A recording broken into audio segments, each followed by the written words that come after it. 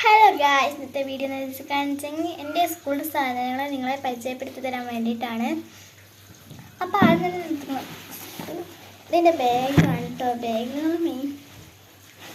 പിന്നെ ബൗൾസ് ഇടാൻ നല്ല ക്യൂട്ടായിട്ടുണ്ടല്ലേ.